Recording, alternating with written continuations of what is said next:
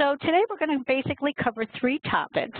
And to start, I'd like to say that most authors and indie publishers understand the need for copy editing and cover design, but the art of book interior design is misunderstood today.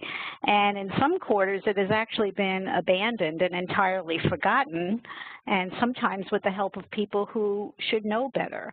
So in this webinar today, my goal is to explain the function of professional book interior design and hopefully add to everyone's understanding about what it is and why it's necessary. So book design is important for really 3 major reasons. It's important for your buyer, it's important for your reader, and it's important for you. And I'll go on and talk a little bit about that as we go along.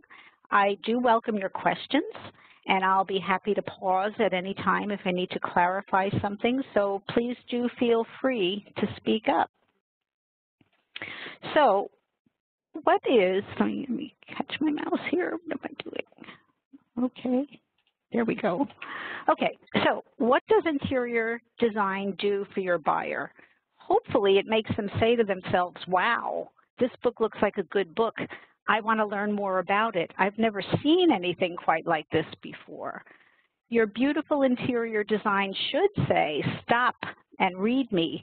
Don't browse away to that other book, buy me. So how do book designers do that? We accomplish that through dozens and dozens of design decisions about everything, from where the words are placed on the page, to the fonts that are chosen, to the sizes that those fonts are used, the trim size of the book, the binding style, even the paper that your book is printed on. All of these things work together to give your book an appropriate look and feel that not only matches your intent, but it also matches the expectations of your buyer. It doesn't matter whether buyers look at your book in person or they access the Look Inside feature on Amazon. Whatever decisions you make or don't make about your design, the interior of your book will send a message, just like the cover does. So we want it to be the right message. And I thought today we could examine some bestseller layouts to show you what I mean by that. In this first example here, we have The Butterfly Effect by Andy Andrews. Now, this is a square format, 6.5 by 6.5. The layout is open and airy. The fonts are classic and easy to read. The pages are in full color. Nobody has to tell us that this is an inspirational book, a high-value book, a lovely gift perhaps. The design tells us that before we even have a chance to think about it. Now, in this next example, this layout couldn't be more different. It's a test preparation book. And here, the form of the book, the design decisions follow the function of the book. There's a lot of text on this page. The trim size is 8.5/11. There are 2 colors used, black and blue, to help the student navigate quickly to the desired information. And the wide outside margins allow a lot of room for note-taking if that's what the student wants to do. So in this third example, we have a memoir. It's black and white. It's 6x9. The title page picks up on the cover design, and the black and white rectangle concept is carried through to the date line of the chapter opening right here. It's tough to see here, but that's the date. And so anything we can do to give your book some visual interest is a benefit to the reader. It sends a message. So novels and memoirs like this example should never, ever be boring. They can and should be designed just like any other nonfiction book. So fonts are critically important to your book design. Fonts send a message as well. The correct font for your book is not the font you like, but the font that is the most readable and the font that your end user can see and access to get your information. There are a bunch of different fonts down here that I chose. Can you choose fancy fonts like this? You know, a distressed font, for example, for a thriller or a mystery? Sure. You just have to be really careful not to overdo it because there's a very fine line between appropriate font usage and a design that is corny. And that's a big mistake that people who do their own book layouts often make. So what does paper have to do with the message that your book sends? Well, a heavy, glossy, coated paper is often used in a coffee table book. Why? Because these books cost a lot of money. And for a little bit of extra expense at the printer, beautiful paper makes the photos pop, and it sends a very high value message. Paper is also important for a standard black and white book, especially if you have photos in your book. The opacity of the paper has to be considered so that you don't want paper that is so thin that the photos on the other side of the page might show through and impede the text that the person is reading. So all of these things together, a publisher's job is to manage the reader's experience. Once the big design decisions are made, we can get down to the nitty-gritty details of typesetting. Now, nobody knows what typesetting is anymore, I'm sorry to say. It's actually a science. There is a science called book page composition that serious publishers still follow when they lay out a book. Typesetters use professional page layout software, and they follow dozens and dozens of rules to make sure that the spacing of your text is just so, which makes it a pleasure to read instead of a chore. Now, word processing software does not have the tools that you need to allow you to make these small spacing adjustments that improve the readability of your text. So going back to our study guide here for an example. Here we have designed, we didn't design this book, but here the designer has put a line space between the paragraphs. Now there's a reason for that. It's just not a random decision. These line spaces pace the reader and enhance the comprehension of the material. If all of the text were crammed together on this page, it would be much more difficult for the student to learn anything. Now, in a novel, the goal is entirely different. We don't want to interrupt the reader between each paragraph. We want the reader to forget about the text and stay engaged with your story. So here, the usual technique is to use paragraph indents instead. Indents are a quick visual cue that the subject is about to change, but they don't slow down and interrupt the reader as a line space would. Oftentimes we'll see homemade layouts with a space for novels with a space between paragraphs. And usually it's because the author says they like this, and sometimes they want us to do it too, and that's when we fight back and we say, no, no, that's a dead giveaway that your book is self-published if you put a space between each paragraph in a novel. So in the next few slides, I'm going to drill down even further and show more spacing issues that typesetters and book designers deal with as a matter of course. And these next examples, I hope, will show you the difference between good type and bad type so that when you see it, you'll recognize it. So in addition to line spacing, typesetters pay attention to kerning or letter spacing. Now the top example here shows the word yesterday as it might be produced in a word processor or even a page layout program without any intervention by the typesetter. Now, there's a little bit too much space between the Y and the E, and the other letters are spaced in a kind of an uneven way, and there's too much space between the last letter of the word and the period after it. Now, you might be tempted to say, so what, I can read it. But when we read, our brain accesses groups of letters at a time, not individual letters. So when the letter spacing is uneven, we have to work harder and our eyes get tired. So the bottom example shows what a little bit extra care can accomplish in the composition of that word. Can you see the difference? So in addition to uneven letter spacing, uneven word spacing, particularly in justified text, is another hallmark of amateur book design. The top example here is a paragraph from a book that was laid out by the author using a word template. Now, I would never typeset a book using the font Arial to begin with, but leaving that aside, you can see that the word spacing in these three lines varies quite a bit, apparently because hyphenation was turned off in this template. In the bottom example, we have the exact same text, the exact same font, the exact same size, typeset in Adobe InDesign. Here you can see the spacing is much more even, it's less distracting, And additionally, the paragraph is now 3 lines long instead of 4 lines long. That's a 25% difference, which, if it happens frequently in a 200-page book, let's say, that's going to save you a considerable amount of money on the printing of your book.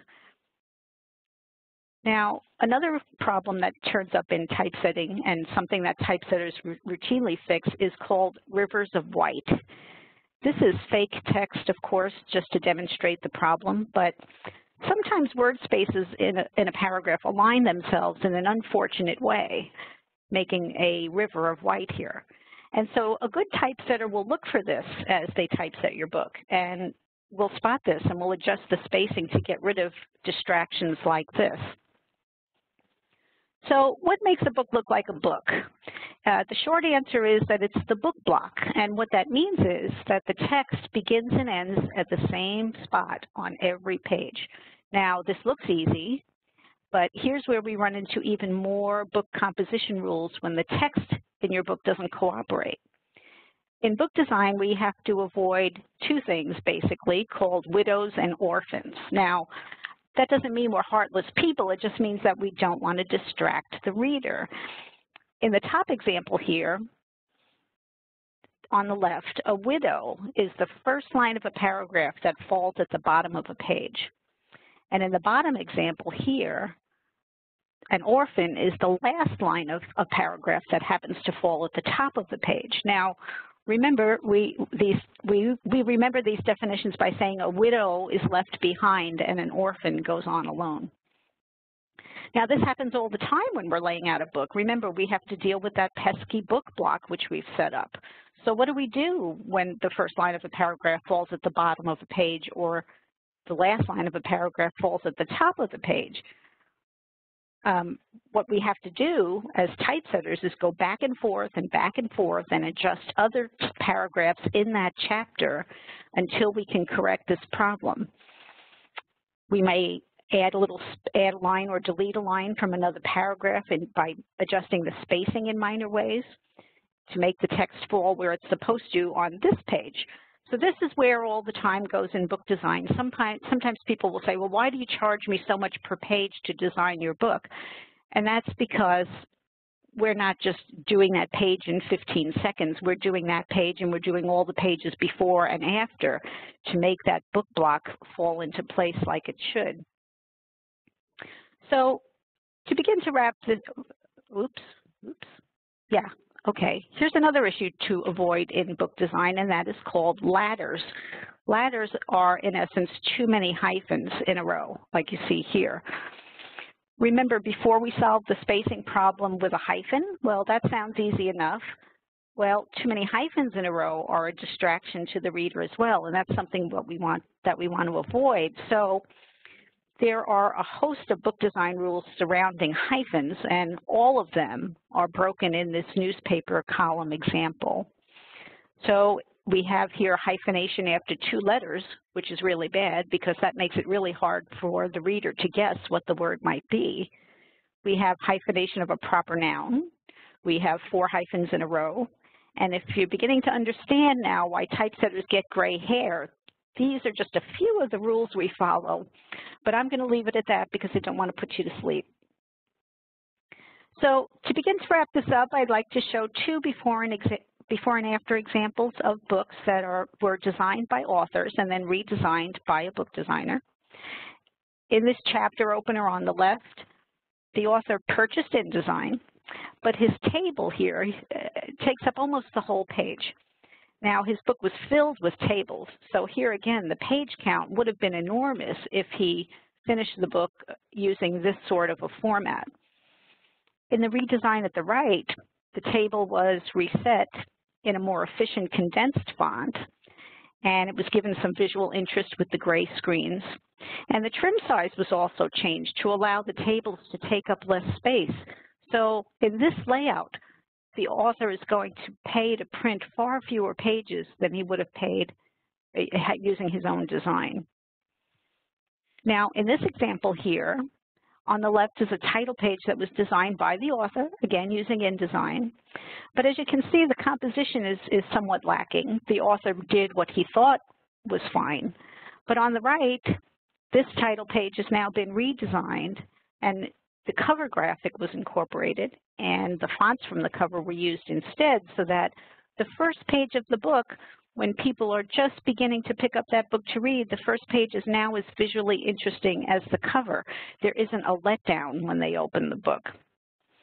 So, as I said earlier, whatever you do, your book design will send a message. So we want to make sure it doesn't look self-published. Why? Because reviewers will know. All the rules we just talked about, the reviewers all know them. They understand these rules, and they will immediately flag your book as an amateur production if they see that these rules have been broken. Your buyers will know that your interior design is good. Yes, they will. They may not know the rules of book design, but they know when they see a beautiful book, and they instinctively understand quality when they are looking at it. And most important of all, you will know that you produced a beautiful book. And that pride of craftsmanship is going to manifest itself in your smile, in your tone of voice, in everything you do to market your book. And that is why interior book design matters. So I'm done talking now. Do you have any questions about anything that we just covered? I don't think we have any questions quite yet, Michelle, but everyone in attendance, now is your time to ask Michelle any questions you might have, and you can do so in the Q&A box or the chat box. There are two places to ask questions.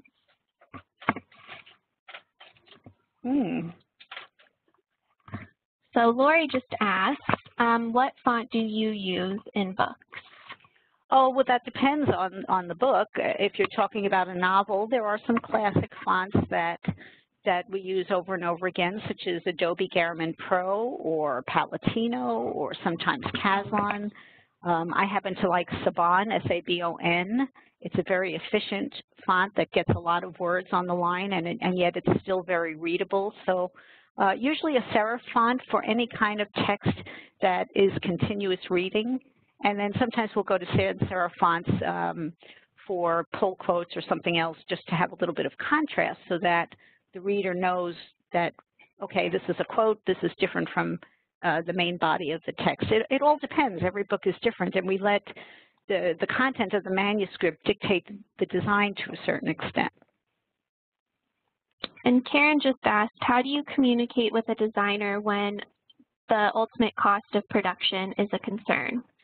Well, cost of production is a concern, but as I said here, we do spend a lot of time on your book, and that's what gives your book the professional appearance that readers expect. There's a flood of really bad books on the market right now, and I personally worry about that because I'm worried that when people buy some of these homemade books and self-published books, that they're going to come to the conclusion that books aren't worth the risk. And that really worries me a lot, not only as a designer, but as a reader. I want people to buy books, and I want people to enjoy books and get the message that they're supposed to be getting from that book layout. And Karen asked another question. She asked, what are some design differences between genres? Well, different genres are produced in a different way. Like I went back here before, a test preparation book is designed one way, a novel is designed another. Each genre of book, again, the text sort of directs the design, and that's what we look at when we sit down and we first design your book. We look at the nature of the text, you know, what's the same, what's different, how can we design this book so that it has the fewest number of pages, but it's still legible and readable and accessible to the end user. Lots of decisions there. And then Karen said regarding her first question about the ultimate cost of production, she said, regarding costs, I mean details that affect printing costs such as bleeds, die cuts, colors, etc. I don't quite follow that question, Karen. Well, printing costs are one thing, and production design and production costs are another. I mean, bleeds usually cost a little bit more. Color costs more than black and white. Is that what you meant? Yeah, maybe clarify, Karen, if that's not what you meant, and then we'll answer your question in a bit. Brent said, can you talk about how to choose the best font size and line spacing? Well, again, that depends on the trim size of the book. It depends on the nature of the text. And when we design a book, we maybe go through 5, 10 samples before everyone is happy with the readability and the look of the text. So there's a lot of considerations that go into that. I get this question quite a bit. People want to know, well, what font should I use if I'm going to do the book myself? Well, there is no one answer for that. The author's taste is important. The nature of the text is important. Lots of considerations. And Jack, I believe is the name, asked, what is the current wisdom regarding use of italics or bold typefaces in novels? Well, my advice for that would be don't overdo it, because that's a hallmark of a self-published book. Italics should be used only when you really have to emphasize the word. In a novel, for instance, I don't think I would ever use bold. Too much of that, it can seem like you're being condescending to your reader, as if you're saying, I don't think you're capable of understanding this text unless I make it bold or I make it italic. So just be real careful with that. Most of the time, italics are used just to refer to the first instance of a word that's going to recur, or a word that's in the glossary, or a foreign word. Mostly these techniques aren't really needed. And Philip asked, what point size do you consider to be comfortable in general? Well, that varies with the font, surprisingly enough, because you can have an 11-point size in one font that looks much bigger than 11-point in another font. So you have to let your eyes be the judge of that, and you have to just print it out. I always recommend printing it out on a laser printer, because that's going to give you a truer image of what the final book will look like, rather than an inkjet printer. And then just let your eyes be your guide and try different things. You know, sometimes adding as little as 1 point of leading to the line spacing can make a real difference in how readable that text is. And Jack asked again, do you prefer a classic look for a book on Civil War history?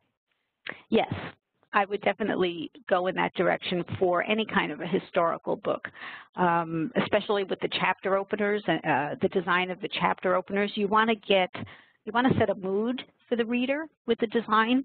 And so fonts from the period may be useful for that. Definitely a serif font rather than a sans serif font, because sans serif fonts are actually modern fonts. They were invented much later than serif fonts. And Ross asked, how do you set up a book block using InDesign? Well, you set it up on a master page, and you define on the master page the area where you want the text to fall. But like I said, you know, the text doesn't always cooperate with that. So when you get down into pulling in your manuscript and flowing the text in, then you have to go back and fix those problems. Now, InDesign does allow you to use a feature called vertical justification, which would, and keep what they call keep options, where you can tell it to keep the first 2 lines in a paragraph together or the last 2 lines in a paragraph together. So, but that's not the way to design a quality book, because if you employ those techniques together, what's going to happen is InDesign will increase the line spacing between all the lines of text on that page when that instance occurs. And that's really visible, and that looks really ugly. So we prefer to go in and manually correct when we have a widow or an orphan. An attendee asked, said that they're working on a photography book. What fonts do you recommend for the pull quotes and captions specific to coffee table photo books? Well, that's kind of a big category. A coffee table book about what? Again, you know, the book should be designed in keeping with its subject matter. There is no one answer for that. So Bridget, maybe if you want to specify a bit, Michelle can go on in a bit. So Karen clarified her cost question a bit. She said, how can I best communicate to a designer regarding ultimate production costs? For example, a recent project, the designer provided a wonderful design that was 4-color, full bleeds on all pages. which was too expensive for her to print? Well, I guess what I would say is that you need to work backwards and get printing quotes from your printer first and decide how you want to design the book before you set your designer loose. You know, the time to find out that you can't afford to print the book is not after it's designed. It's before. So you got to run your printing numbers in advance and then tell your designer, okay, this is what we can afford to do. We'd like to keep it to this page count if possible, and then work together to accomplish that. Philip asked, what parameters would you recommend for hyphenation in a novel? I particularly like 2 hyphens in a row. I don't like any more than that. To me, 3 hyphens in a row looks like a ladder. Hyphens are inherently distracting, so you want to use as few as possible and make sure that another setting I use is I make sure a word always has 3 letters before a hyphen and at least 4 letters after a hyphen, because I don't want to read the first half of a word and then find ing on the next line. So I want InDesign to break those words in a way that allows me to guess at the word and not slow down when I'm reading. Brigitte asked, is there a rule or guide to how to split or structure the page in terms of margins and overall layout? Well, the margins are typically required by your printer, especially print-on-demand printers. They have requirements for that. The safest thing is 1/2 inch on top, bottom, and on the trim side. And the gutter margin is going to vary depending on your page count. The POD printers have requirements for that too. A book that's 600 pages needs a wider margin in the gutter than a book that's 200 pages. But basically what you want to happen is when the reader opens that book, you want the margins to look relatively even. And some of that gutter margin is going to disappear into the binding, so you have to account for that when you're judging how much space to use. And then back to the question about the coffee table photography book, what fonts do you recommend for the pull quotes and captions specific to coffee table photo books? And the book is about natural disasters, and they're hoping to honor human resilience and the spirit of survival. Well, I think that's not a specific, I don't know. I think for that I would stick with classic fonts, especially if the disasters span a longer time period, for example. If you're writing about disasters starting from the 1800s to the present day, well then you can't find a period font that would work for that whole timeline. So then I would stick to something that doesn't have a personality, a classic font like maybe a Garamond or something like that. Rachel wants you to talk about converting from PDFs into ebooks, and she said rules for ebooks don't apply for hard copy. For example, you don't want hyphens in ebooks. Can you speak on these issues? Yeah, the hyphenation issue is actually controlled not by the person who made the ebook, but by the device that the person is reading on. So ebooks really aren't designed in any sense of the word. They're basically a set of instructions that are given to the device. And then the end user can override those instructions by increasing the size of the type and you know, the screen size varies depending on whether someone is reading it on a phone or on an iPad, for example. So we don't recommend making an ebook from a PDF. We format our ebooks from scratch because there are a lot of different things to consider. When we do an ebook, for instance, we will include an instruction in the file that says, if this book is being opened on a Kindle, do this. If it's being opened on an iPad or a Nook, do this. There's a lot of programming that goes into an ebook if you want it to look good. Now, we've all seen ebooks that look terrible, and we've seen ebooks that look almost as good as the print book. And the difference is the formatting that's done. And Rachel also wanted to know, should the publisher expect a few choices of design layouts for a book before signing on? Oh, absolutely. Well, not before signing on. You know, we don't do samples before we're hired, but once you do hire us, we will typically start with 2 interior design samples, and then at that point, we work back and forth with you and get your feedback. You know, sometimes people will say, well, I like the headers in this sample, but I like the text font that you used in that sample. Can I see a combination of the 2? And then we'll do that.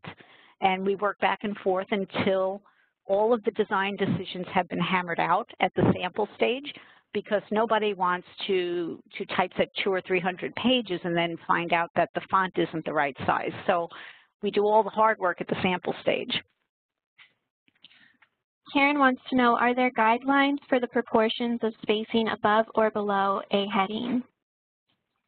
Well, remember I talked about the book block. If you make the space, if you set your leading, let's say, to, I don't know, 15 points, and then you put 15 points above a subhead, that helps the text align to the book block.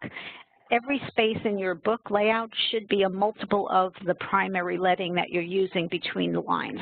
Now, sometimes you have to fudge that a little bit. Sometimes, depending on how you want it to look, you might say put 10 points above a subhead and 5 points below. But as long as they add up to the 15 points of lead that you used in the text, you'll still be all right.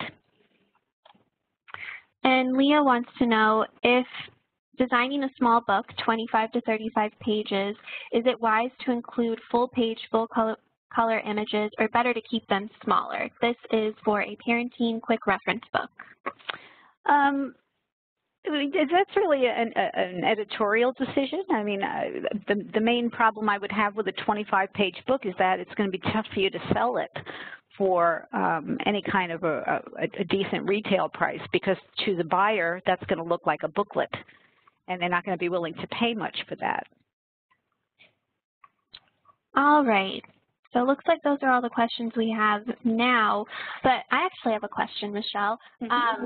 So today, I think most, if not all, of the attendees are self-publishing authors, or they're from indie presses. So do you work with a lot of self-publishers and a lot of indie publishers? Oh yeah, almost all of our clients come to us for with their first book. They're indie publishing for the first time, and a lot of the time we spend with people is actually talking about self-publishing and helping them work their way through the maze of information that's out there, as well as designing their book. Interesting. And do you ever get authors that come to you with a cover that they already created themselves, and then you kind of try to help improve the cover? Is that a common trend? Yeah, there's no obligation to use us for both the cover and the interior, although we would love if you do that. But you can hire us for just the text or just the cover. And you know, if you ask us for a critique of your cover, we'll be happy to do that. But we do need to get hired if you want us to improve it. All right. So Joyce said, I would be interested to know Michelle's position on using rules lines in the header or footer. With or without rules or lines are correct. It just depends. That's a matter of taste. Novels don't have to have headers at all, unless you really want to put the title of the book at the top of the page over and over again. Especially if a novel doesn't have chapter titles, you can just leave the headers out entirely. Just a matter of taste.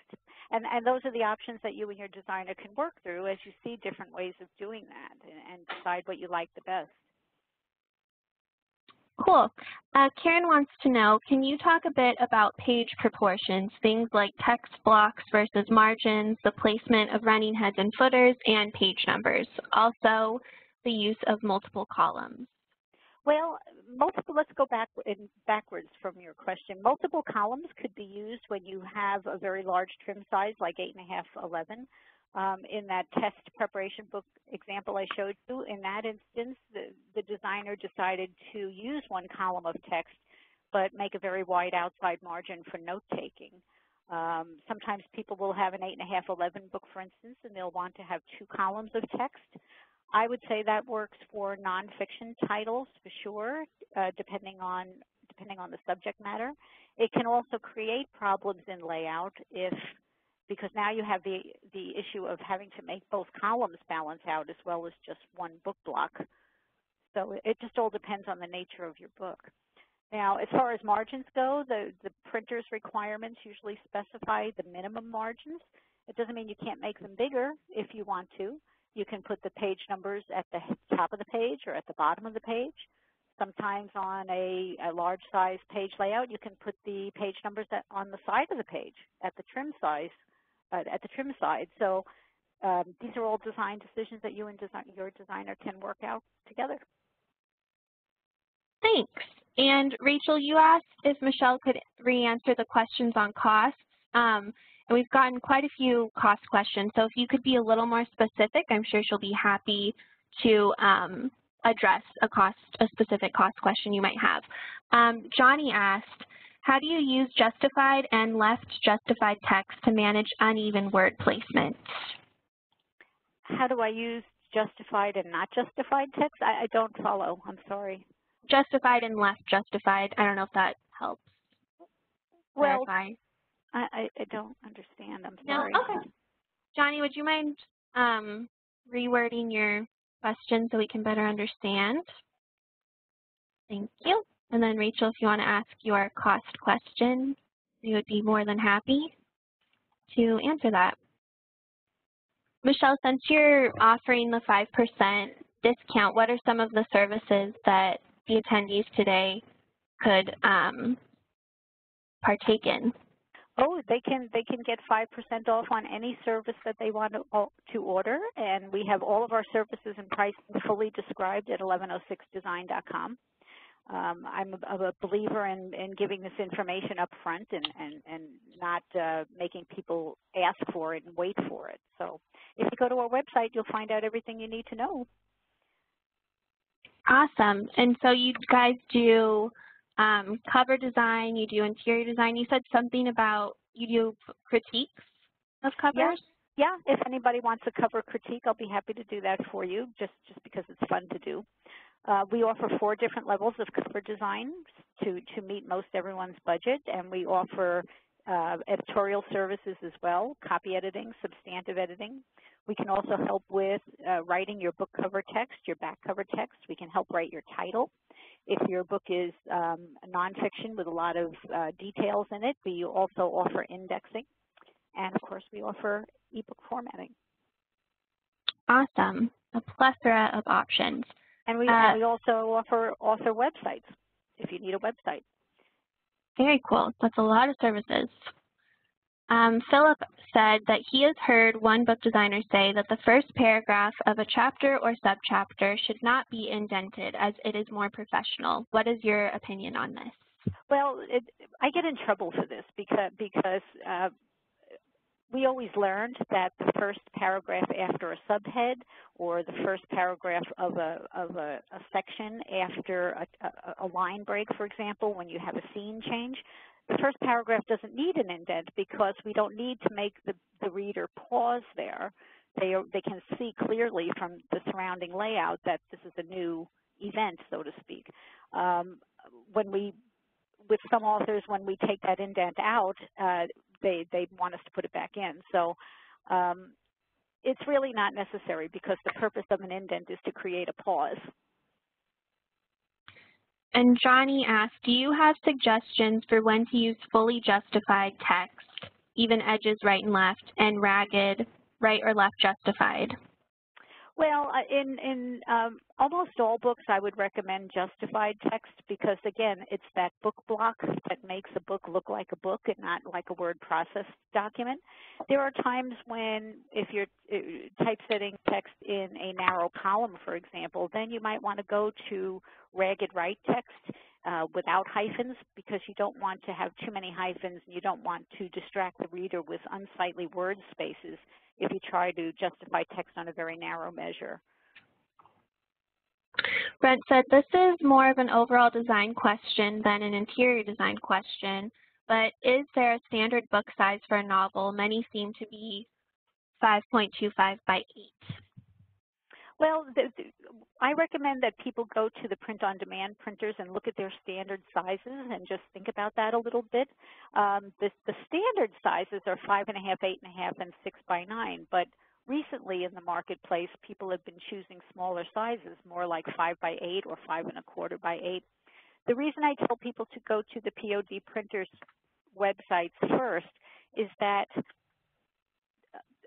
an offset book printer can print a book at any trim size. They can trim it to whatever size you want, but the POD printers limit you to the trim sizes they offer. So if you choose one of those sizes, you can always print your book at an offset printer as well if you decide to do that, but you can't go in reverse. In other words, if you go to an offset book printer and you create, your book is created in a size that a POD printer cannot offer you, then you have to go into the unwelcome territory of having to redo your interior layout.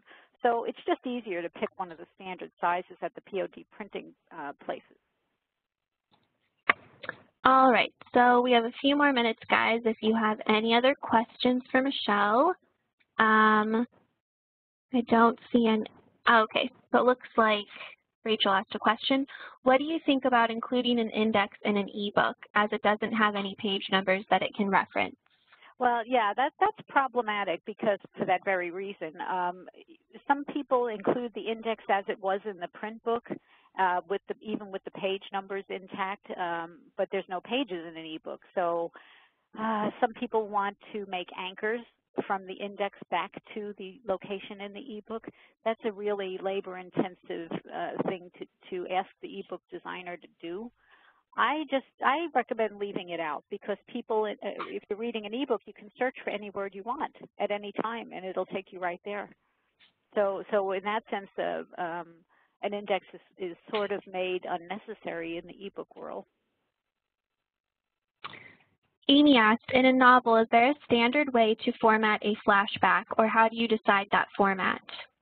Well, that's the things we work out when we're looking at your text and thinking about different ways to design the interior. A flashback could be indented text. It could be, if it's not too lengthy, maybe then you could make it italic. I don't recommend large passages of text in italic because that's really hard to read. You might put a little icon above and below the flashback or a rule. Anything, lots of different devices can be used to let the reader know, okay, we're taking a pause from the present day and now we're in the past. And Emily asked, in a nonfiction history book, do you prefer endnotes or footnotes? It depends.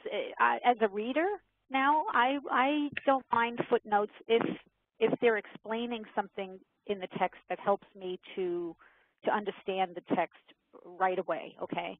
I get annoyed at footnotes if they're just a reference to another publication or a source. So it depends on the nature of your notes. Johnny said, could you talk a bit about cover design if there aren't more questions on page design? Sure. What do you want to know? Yeah, Johnny, why don't you ask us some specific cover design questions? Michelle will answer them.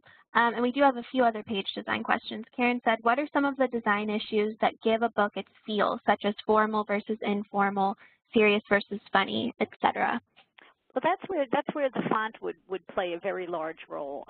If you want, if a book is a humorous book, for instance, then I would say maybe we can talk about using a friendly sans serif font. Formal, you always want to go with serif fonts. That's because they are formal.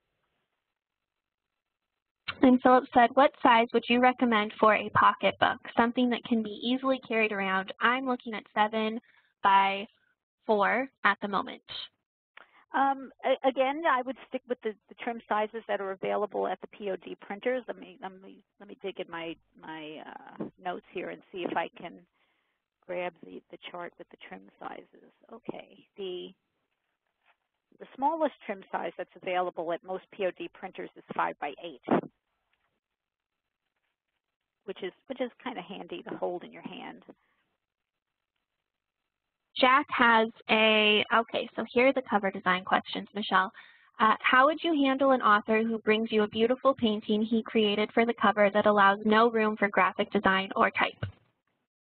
How would I do that? Well, I don't know. I'd have to see it.